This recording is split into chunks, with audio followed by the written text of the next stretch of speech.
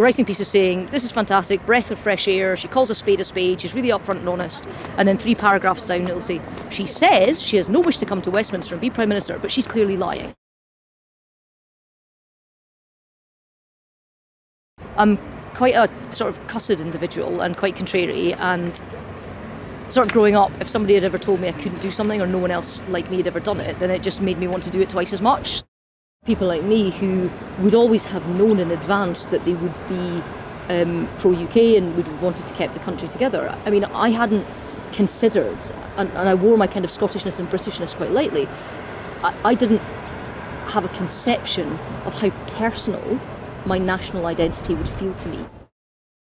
After the Brexit vote happened, we've seen a number of polls that show that immigration is less of a concern for people in this country, even though we've not left the European Union yet. So that vote itself was enough to change perceptions. You look at Trumpism, you look at Marine Le Pen getting to the runoff in France, you look at Five Star becoming the largest party in Italy. You know, you see lots and lots of forces rising and falling in different parts of the world. The cliche that the fight of the future is not going to be between left and right, it's going to be between open and closed, I think there's probably quite a lot in that. Even if somebody doesn't agree with you, they will absolutely give you points for being able to sit and explain what it is that you mean, and crucially why you mean it.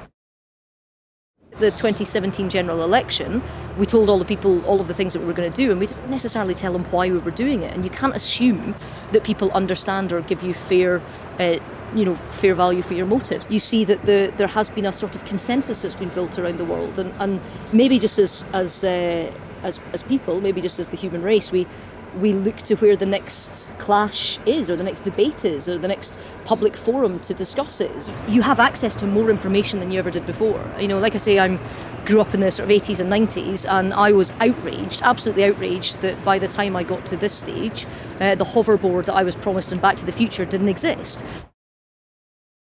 I do think that social media has given people a platform that they didn't otherwise have before. There is a brutalisation in terms of the discourse. What I think is more damaging is the echo chamber effect of people only listening to people they already believe in and never accepting any challenge to their belief. And it didn't occur to me that anybody outside of the Tory party actually cared who won the Scottish Tory election. And when I did win it, I got lots of emails, mostly from young men, but some young women, saying, I'm gay and I'm out of school but not out to my family, or I'm not out but I think I'm gay. And I never thought politics was for me, and it really matters that you're the leader. And I hadn't occurred to me that it would matter to anyone apart from me.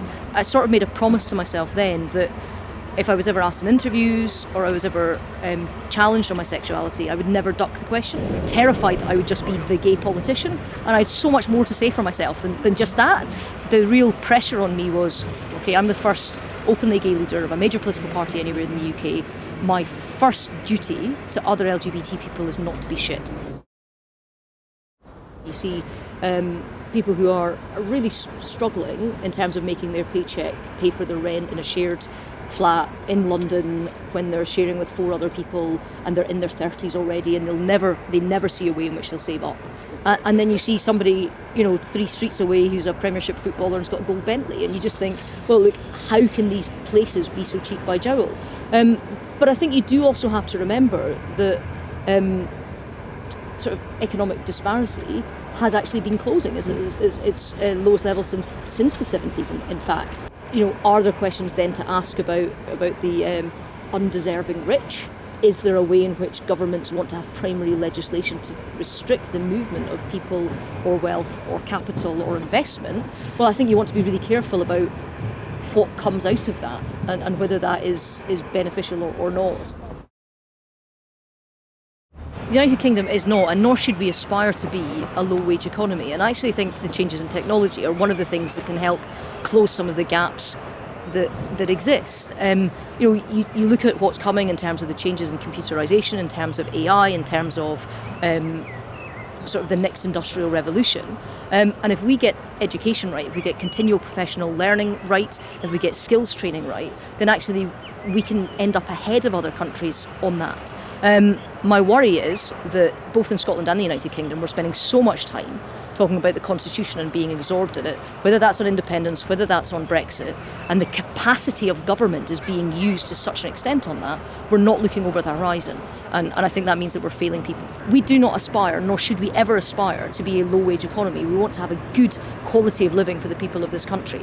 And when we see changes coming in terms of computerisation, automation, AI, we want to make sure that we have the education, the skills training and the continual professional learning in place, that we can adapt to that change.